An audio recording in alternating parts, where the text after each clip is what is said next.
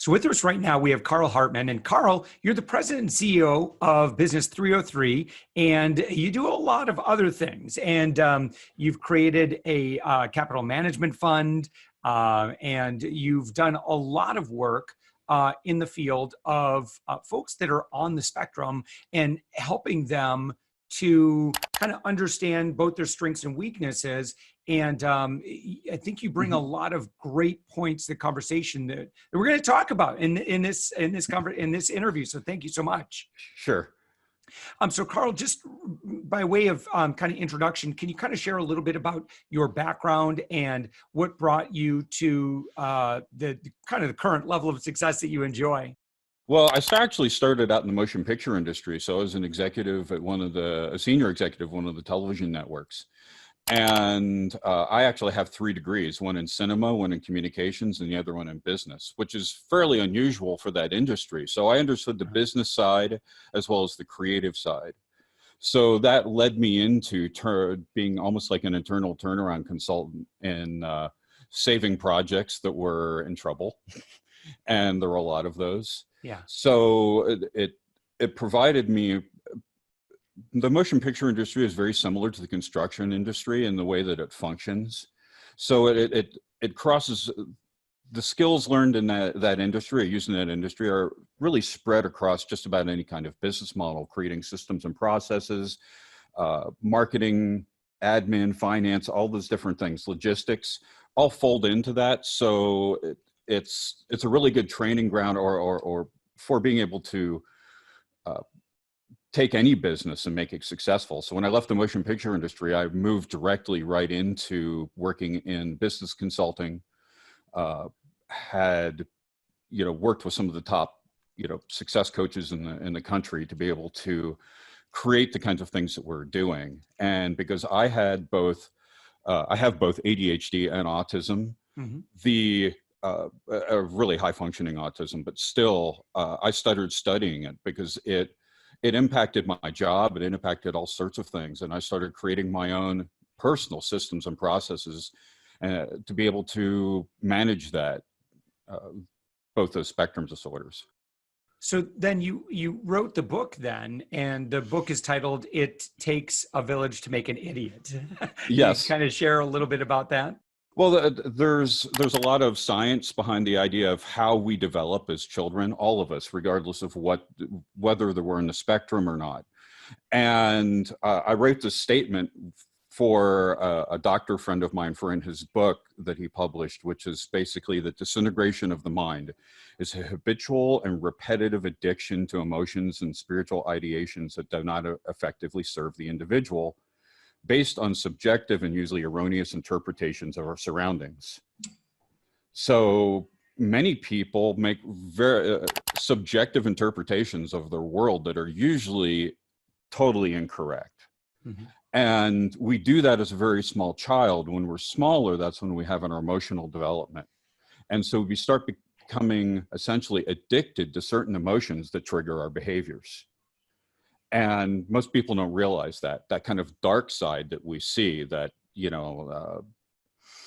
that, I don't know, mom and dad say some sharp words to us or that kind of thing. And beforehand, we because our minds really mold very quickly at that point, they're very elastic, or we start creating these negative patterns for ourselves very early, and we carry those into adulthood. And we don't always realize that those our addictions to those emotions trigger our behaviors in business, as well as the rest of our lives. And so one thing that people may not realize is there are a lot of very successful people, well-known people with ADHD or ASD. Right. Would you mind kind of sharing some of those examples? And I think we're going to start to see, this seems like kind of a gift. Well, like I said, in our earlier discussion, I believe it was Harvard University did a study that showed that about, I think 70% of all business owners have some spectrum disorder. That can also include dyslexia. There's other forms of dyslexia that are not so recognizable. There's a form of dyslexia that's called dyscalculia, which affects your ability to process numbers. but it also allows us to see things much differently than other people. It's not that one is bad or good, it's just different. And so one of the reasons we go into business is we tend to work in situations that just aren't a good fit for us. We take a job or that kind of thing, but we think in such a different terms that it's often better that we go into some kind of business where we can control the surroundings, all of the elements of that business.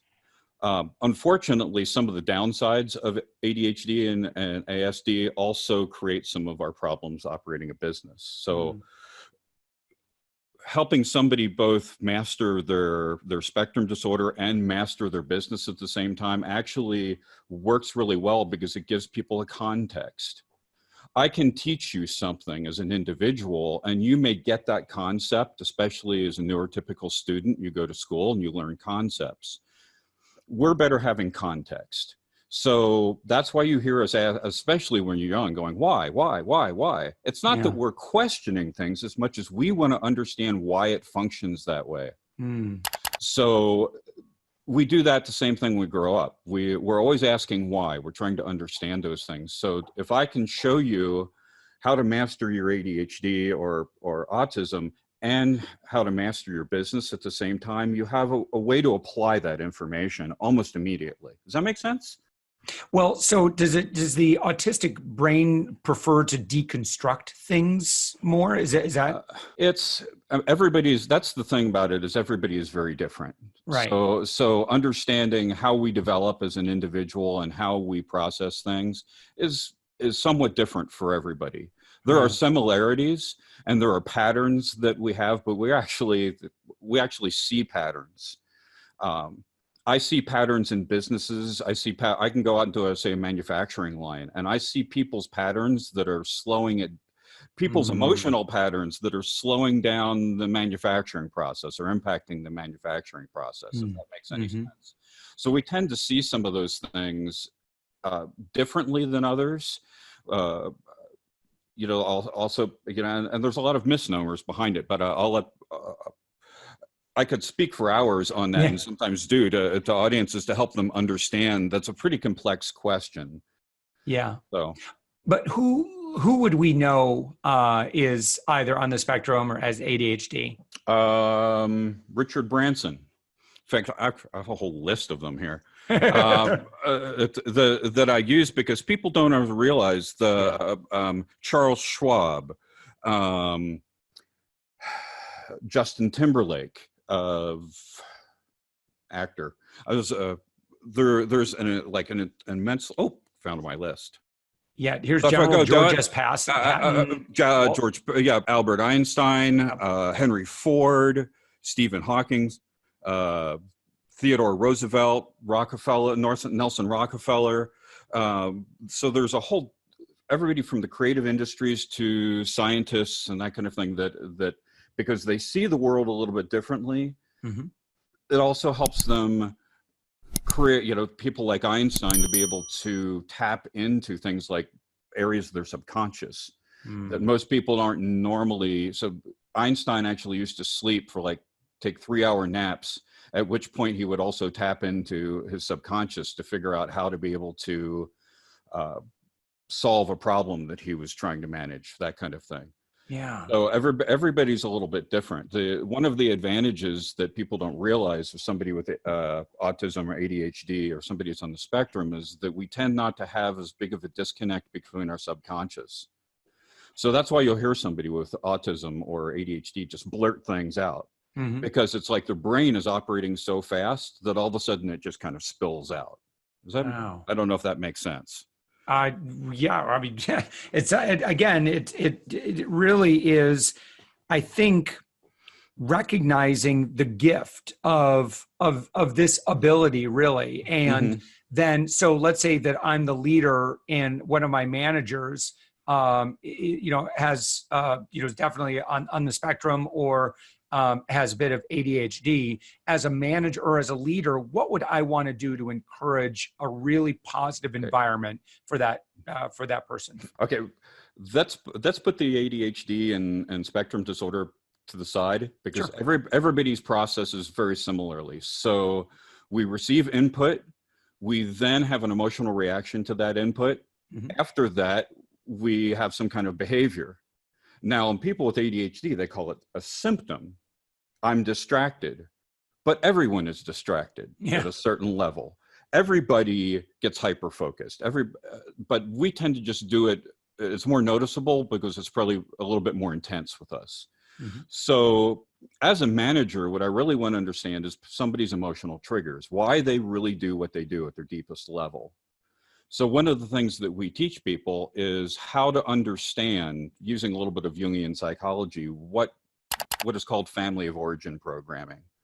Um, a lot of psychologists will understand that term. Is I want to understand that during that development between the ages of, say, in the womb and 6, you had experiences that shaped your emotional development. That also, you hear people talk about their why. This is what really shapes people's why.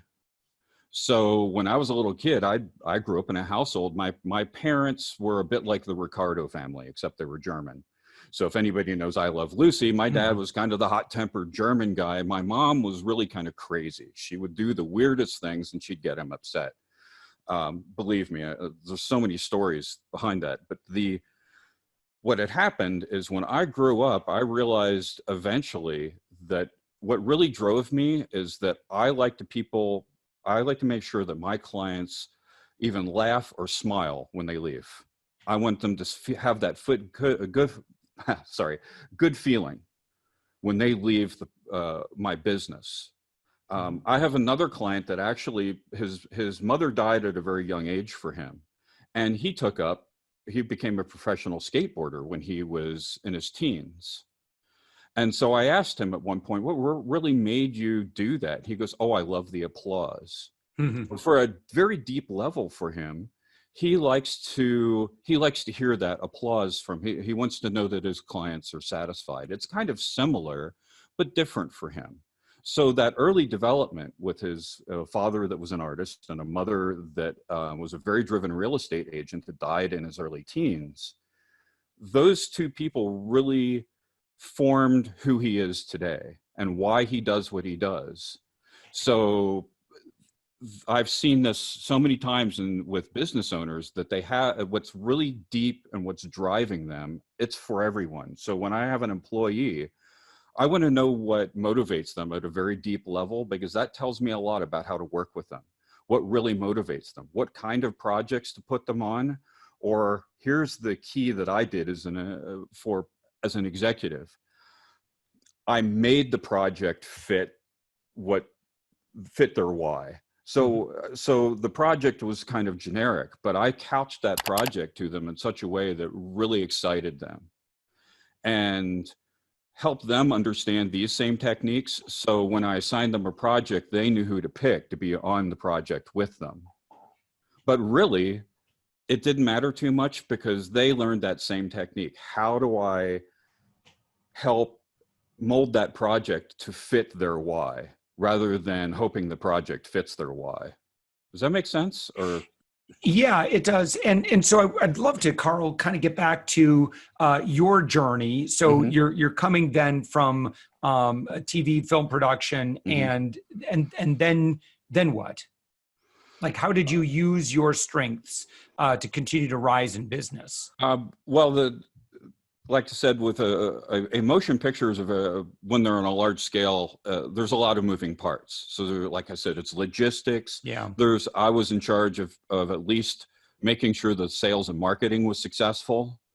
Uh, the all of the admin and finance behind those things. I mean, everything that had to take place, as well as making sure that I created a product that was going to be uh, marketable, that was going to sell in the marketplace. So all of those skills really work for just about any business. I had to create systems and processes for every project that we're Yeah. on, because when I got involved with the industry was really when the internet and gaming was coming along. So all of those pieces fit together. So how do I take the gaming pieces? How do I I take all the web pieces? How do I organize all of that? Because that was part of my job. So bringing all those pieces together and organizing it means I had to have systems and processes that were replicatable, or the project is going to fail. And that's a really important thing with any small business owner. Every project that I started always had a replicatable model behind it. So many business owners just start throwing mud up on the wall, hoping something's going to happen. When it takes off, the business dies because they don't have those systems and processes in place to grow the business and help it expand. And that's kind of a hot topic today. People are like, well, how do I grow my business? How do I expand it? How do I have those things? What's the scalability like? Well, that's one of the big keys to scalability. Is it financially scalable?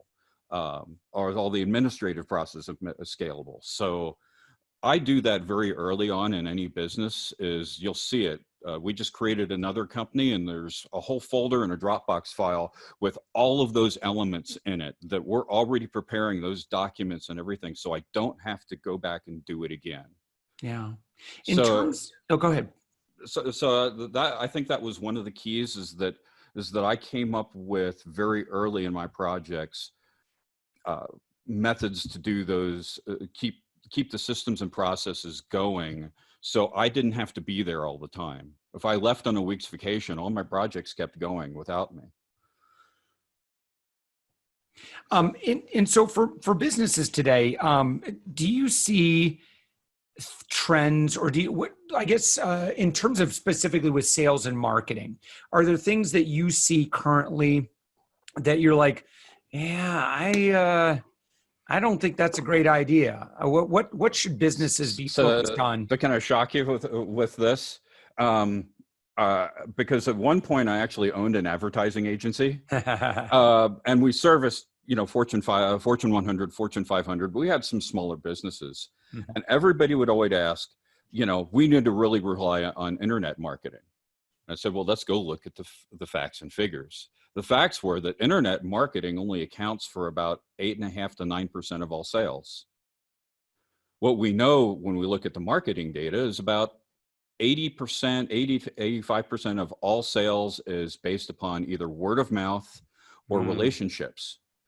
So I'd actually teach a workshop to our clients that teaches them how to build relationships with potential clients. We take them out and we actually do cold calls. And I can usually teach somebody within 5 to 10 cold calls how to be selling. But it's all based on relationships. So I teach them how to read other people, how to ask those questions that find their deepest why. Because that's why they buy. People, yes, they need something, but they're really trying to match up with that why that they have. My dad ran a huge defense contracting facility, and all the people that came in to sell him huge equipment would take him on an experience somewhere and build a relationship with him and go over to other competitors' facilities and talk with people and build those relationships. And you almost say, I want to buy one. Because while you're building that relationship, you really know what they want and why they want it. There's a great scene from the movie A Beautiful Mind that I use a clip from in our sales workshop. And essentially, that one gentleman goes over and they dare him to go ask a girl out on a date. And he walks right up to her and says, hey, you want to have sex? And she slaps him across the face. It's a great scene. Look it up. And what I show people is that you would never do that. You date somebody, you build a relationship, you get that, and sales is very much the same. So I kind of laugh right now on LinkedIn, just about 1 out of 3 people pitch me something when they friend me. That's not how to do it. Yeah. It's when somebody friends you, we send out a message to them that's very personal. I have somebody that looks at their profile and says, tell me more about yourself. Tell me what you do. Tell me what kind of people I could connect you with in my network. And you build a relationship with them, and maybe 5 to 7 contacts down the road. Then you say, hey, can I, usually they'll ask what you do. So allow them to draw that out of you. And they say, well, once you know what they do, now you know how to wrap what you have around what they want. rather than, hey, I have something. People don't care what you have. They want to know how what you have is going to help them. And you don't know that without really interacting with them. Yeah. Most of these people never even look at my LinkedIn profile and have pitched me. Horrible. And Yeah. so, I think that if I could tell business owners one thing is that stop relying on mechanics. I'm not saying the internet is bad. What I'm saying is learn how to take the propeller off your head and go out and start meeting people. Start, just engage the checker at the grocery store and start asking them questions, because once you learn how to ask really good questions, people will spill their guts to you. So it's not asking questions, it's asking really good questions that get them to reveal things about themselves. And tell me just a bit more, Carl, about the work that you do today, coaching. Who would make a great client for you? What are the outcomes that you help produce? And what are some great ways that kind of people could begin that engagement with you? Mm-hmm. Well, usually what my staff does is that on one side, we're looking at what's going on in the business right now. We start looking what we can attach some metrics to that are meaningful for them. So yes, you're going to look at finances and that kind of things, but sometimes, or almost all the time, you're looking at some very individual metrics. How many of the times they do X, how many, and so we track those things with them. And so we start just deconstructing the business to understand those things, where they need better systems to be able to free up their time to be, I know it's a cliche, but working in their, on their business rather than in their business. Right. And so they're spending, we're looking at those elements of the actual physical business. You're always trying to get to the same place, essentially. It's looking at where they're falling down in those areas. And it's also looking at their personal psychology. What emotional addictions are impacting their ability to grow? And so what we just talked about, where I say, hey, I'm going to look deep into your past and your why, we actually teach them how to do that for themselves and how to do that with their spouse, their employees, their staff members. And so we actually use a lot of toys, all sorts of different things, and we actually have questions for them to start learning how to interact with. And they use a lot of, I have one business or brand called the Superhero Boot Camp. And we actually bring out little superhero figures, and they start using those within certain activities to teach them how to ask really good questions about themselves and their employees. So they know how those staff members really respond on a daily basis. I can go through just about any business and set up metrics. You can figure out how to do that. There's a lot of information out there, but it's really understanding what's driving your decisions and your patterns. So many times the reason you're not keeping metrics on things is because you have psychological drivers or patterns that you're running that you have no idea are there, and you keep repeating those patterns. So we had a client, a good example. She came to me and she goes, I don't know why every one of the employees that I have steal from me. And so long story short, we started talking about that family of origin, and what went on. Turns out that during her childhood, about every year, her parents moved. And her parents moved because dad cheated on mom and they had to move to another city. Yeah. And so I said, well, geez, this pattern is really, you've gotten used to hiring people just like your dad.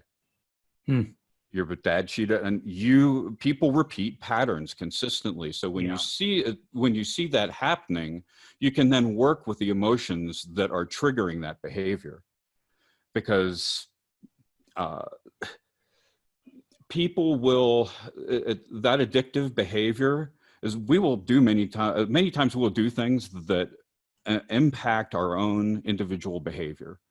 We will hurt ourselves without realizing it. And so that's what she was doing. She was literally hurting herself because of patterns she learned very young. And so a great way, Carl, for folks to get started is you have a free book that you offer, the Superhero Boot Camp. And so where can people find that? How can they get it? And what will they learn? On the site business303.com, you can actually download one of our short pamphlets that kind of gives some of the piece parts of this. It gives you kind of an introduction to it. The book is actually being edited right now, and I'm expecting within probably 3 to 4 months I'll actually have the book out after it's edited several times. So there will be once they download that one booklet, they'll be on a list, and we'll actually let them know when the hard copy of the book is going to come out. Terrific. Awesome. Well, Carl Hartman, you're many things. You're the acting CEO of a private equity fund, mining company. You're the president of Your Business by Design, Superhero Boot Camp, and you're the author of It Takes a Village to Make an Idiot, the Operator's Manual for the ADHD and Asperger's Mind. Carl, thank you so much. Very, very insightful, and I really appreciate you spending your time with us today. You're welcome. Thanks for your time.